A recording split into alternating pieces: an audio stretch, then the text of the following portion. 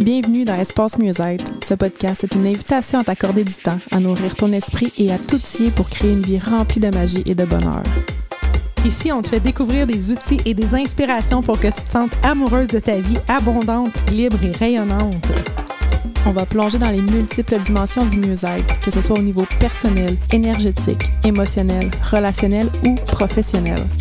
Chaque épisode, on va te raconter des histoires, te partager des connaissances et des expériences pour t'aider à construire ton propre chemin vers le mieux-être. Alors, si tu es prête à te connecter à ton moi intérieur et à explorer les possibilités infinies du mieux-être, installe-toi confortablement, ferme les yeux et respire profondément. Laisse-toi emporter par les conversations inspirantes, les conseils pratiques et les moments de détente que te réserve le podcast Espace Mieux-être. Bienvenue dans le podcast Espace Mieux-être. Mon nom est Julie Lefebvre et je suis avec Marie-Ève, ma collègue. Marie-Ève Moreau, bonjour. Bonjour Julie Lefebvre. Comment vas-tu aujourd'hui? Ah, ça va très bien. Une grande journée pour nous aujourd'hui. Vraiment, il se passe plein de choses. Aujourd'hui, on avait envie de partager notre définition de l'abondance parce qu'on est en train de faire le défi abondance dans le membership Espace Mieux-être et on est déjà juste jour 2, mais oh my God! Mais en même temps, ce défi-là, c'est vraiment axé sur l'argent. Hein? C'est vraiment très, on a de l'argent puis on le dépense, tu sais. Mais ça a vraiment un but, c'est pas juste qu'on est dans le matérialisme. Pour nous, l'abondance, c'est pas tant l'argent, mais c'est vraiment hot parce que le défi fait sortir plein de libération, plein de désirs, plein de rêves qu'on avait oubliés, qu'on avait enfouis. Fait que c'est un outil très puissant. Mais j'avais envie qu'on vienne jaser un peu de c'est quoi exactement l'abondance. C'est un mot qui est à la mode, mais en fait, quand on dit ça, c'est pas juste avoir un gros chalet, une grosse voiture, toute cette patente-là. C'est quoi pour toi se sentir abondante, Marie? Pour moi, me sentir abondante, c'est d'être à la bonne place, au bon moment, entourée des bonnes personnes. Puis c'est quelque chose qui m'arrive de plus en plus souvent. Tu sais, des fois, on dit dans la vie qu'on est chanceuse, d'être où est-ce qu'on est. Tu sais, comme, t'es donc bien chanceuse, toi, Marie-Ève, d'avoir ci, de faire ça. Mais souvent, c'est quelque chose qu'on crée avec le temps. Parce qu'il y a quelques années, j'étais pas si chanceuse que ça. Je spinais plus dans la marde, comme on dit. Puis, est venu un moment où est-ce que j'ai eu comme un éveil, où est-ce que j'ai commencé à focusser sur les petits signes. Puis j'ai commencé à les voir de plus en plus, puis je m'émerveillais de ces petites choses-là, tu sais. Puis l'abondance, pour moi, ça vient de toutes sortes de formes. Je te raconte une histoire qui m'est arrivée, c'est très simple, mais je me demandais au Starbucks l'autre fois, j'avais le goût de goûter un matcha, puis j'aime pas tant ça, moi, les matchas, mais c'est bon pour la santé, puis tout. Fait que je me suis dit, je me prendrais-tu un matcha? Au prix que le Starbucks coûte, je me suis dit, non, je vais continuer avec mon flat white normalement. Puis finalement, j'arrive à la caisse là, pour prendre mon flat white. Et la fille me dit, hey, j'ai un matcha en over, est-ce que tu le veux? Wow! Fait que là, je me retrouvais avec 2 cafés. Mais que t'avais manifesté. Oui, là. J'ai manifesté ça 2 minutes avant, on s'entend, tu sais. Fait que pour moi, c'est ça l'abondance. Puis plus je m'émerveille de ces petites choses-là, qui peuvent tellement sembler banales, mais moi, au lieu de voir ça comme, tu sais, merci, je trouve ça tellement beau. Fait qu'il y a encore plus de choses comme ça qui m'arrivent. Fait que moi, c'est ça l'abondance. C'est tellement... Tu viens de mettre le doigt sur un outil qui est tellement puissant, c'est l'émerveillement. C'est vraiment ça. Puis ça, là... Écoute, en fin de semaine passée, j'étais avec, dans le fond, mon beau-frère, le frère de mon chum, qui a appelé parce que son auto est en panne, tout ça, pouvez-vous venir me chercher? On a fait comme presque 2 heures de route pour aller le chercher. Puis on a passé la journée, mon chum, puis lui, à essayer de réparer le Jeep. Moi, je suis avec sa petite fille, puis je me disais, hey, j'ai passé une journée là, incroyable avec cet enfant-là, puis j'étais dans le moment présent, elle m'a amené plein d'enseignements, tout ça.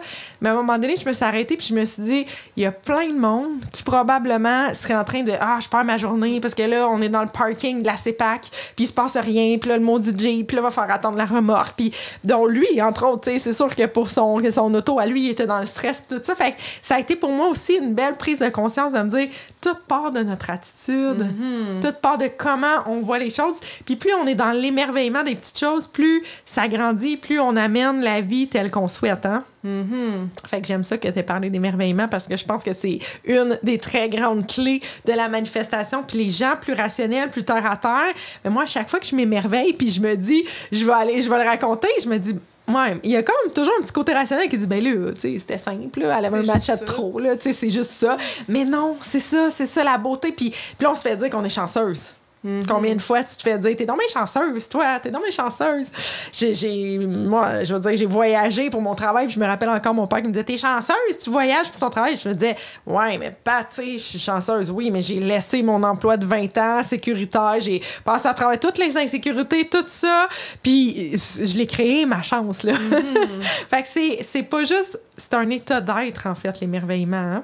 C'est de se sentir chanceuse, de se sentir émerveillée. Ça commence avec comment on se sent pour arriver à changer notre vie.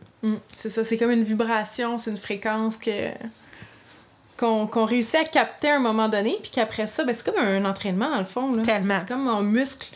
On va au gym pour se muscler, mais s'émerveiller, c'est aussi un muscle qu'on doit travailler. C'est précieux, ce que tu nous dis là. Tu vois, je m'émerveille de ton enseignement.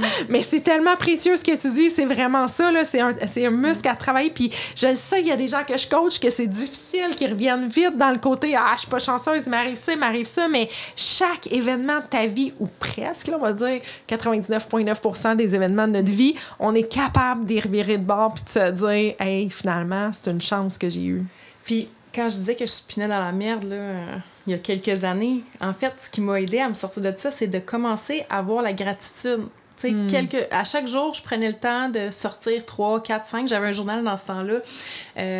Comment il s'appelle, le journal? Là? Je m'en rappelle. Karine Ruel, journal, bref. De la vie, où il y avait le mot vie dedans. Puis à chaque jour, je prenais le temps, même si c'était des journées plus difficiles que je passais, de m'émerveiller de 3 petites choses. Puis ben j'ai fait grandir cette pratique-là. Fait que la gratitude, c'est vraiment quelque chose qui aide aussi à manifester. Ben, en fait, tu sais, tu dis c'est un muscle, mais c'est chimique. Là, c'est vraiment les hormones. C'est impossible de ressentir la gratitude et l'anxiété en même temps.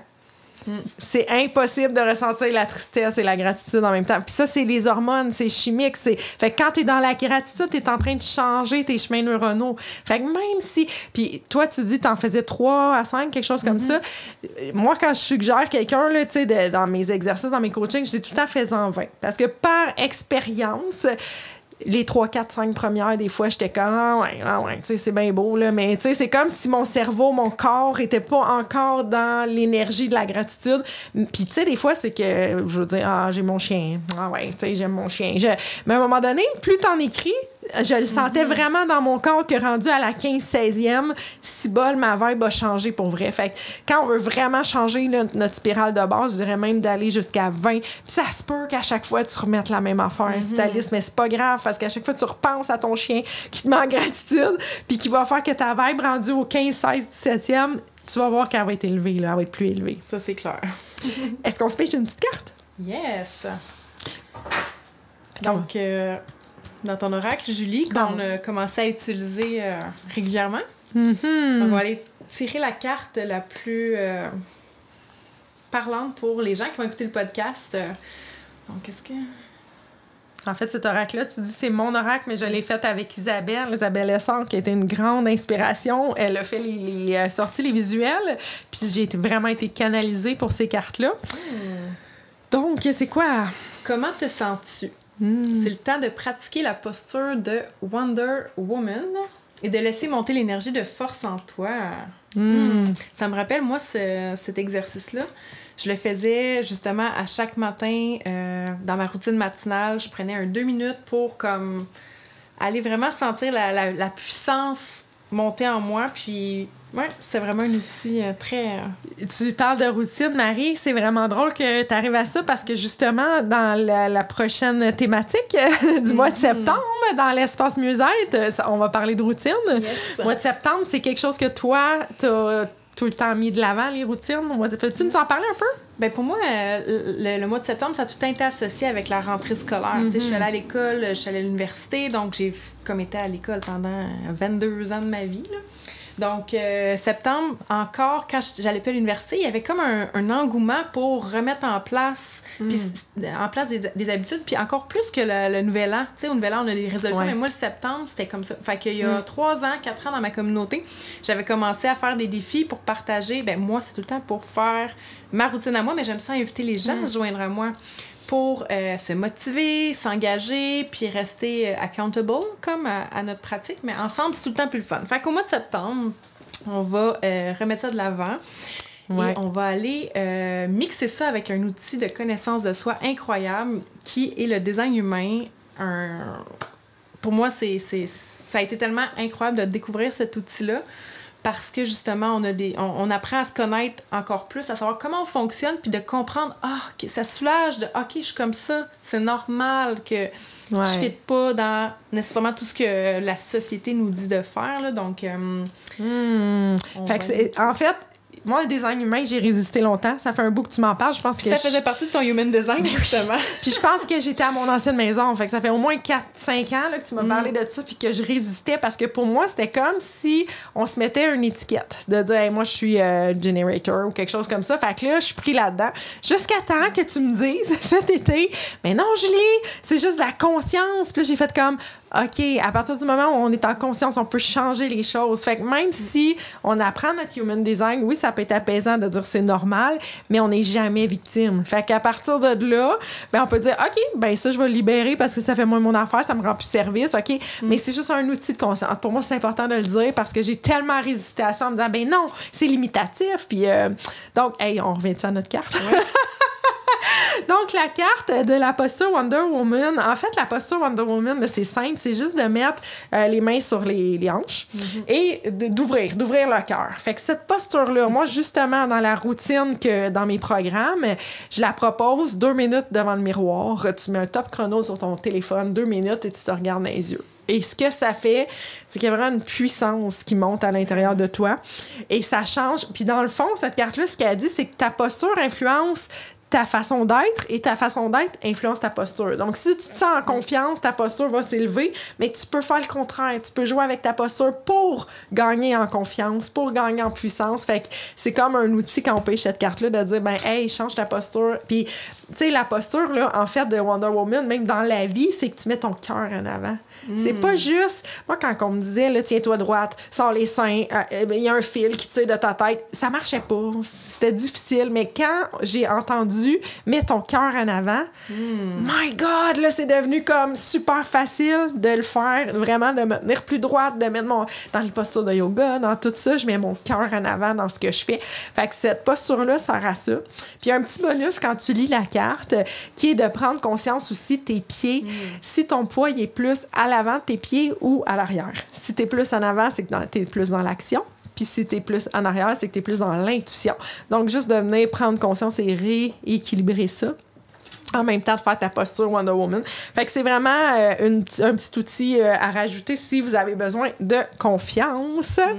Et je voulais revenir avec septembre, dans le fond, là, la routine Human Design. En fait, c'est qu'on va vraiment venir offrir une routine personnalisée. Donc, on va montrer aux gens comment calculer leur charte. C'est comme ça qu'on appelle ça, une charte?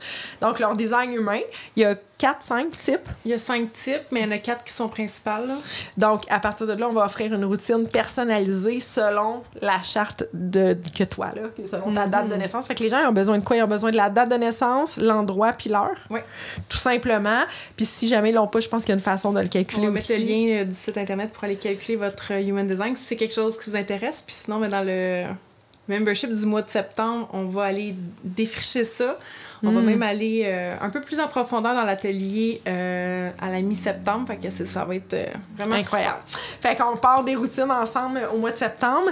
Puis, donc, en conclusion, là, si on revient à notre manifestation, là, est-ce qu'il y a des gens, selon toi, là, est-ce qu'il y a des gens qui sont plus chanceux et des gens qui sont pas chanceux? Il y en a qui reçoivent plus, qui gagnent les concours. Est-ce que dans la vie, là, ça existe des plus chanceux puis des moins chanceux? Mais je pense qu'on a le pouvoir de choisir puis de créer. Donc, fait que toute part de nous, de notre état dans lequel on vibre, parce que ce qu'on est en ce moment, c'est ce qui va créer après. Donc, c'est-tu vraiment une question de chance? Moi, je pense pas. Moi non plus.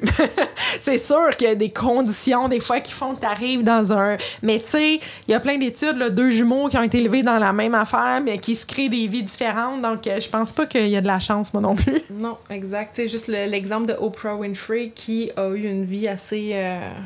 difficile dans son enfance, qui a réussi quand même à construire un empire. On s'entend que c'est une femme afro-américaine, il me semble, qui a bâti un empire, puis les conditions dans lesquelles elle était, elle n'a pas pris les conditions dans sa vie pour déterminer le reste de sa vie. Donc, moi, j'ai tout à fait confiance que C'est pas avec la chance, mais avec comme on est. Si on voulait donner un truc, un outil à part la posture Wonder Woman, qu'est-ce que ce serait?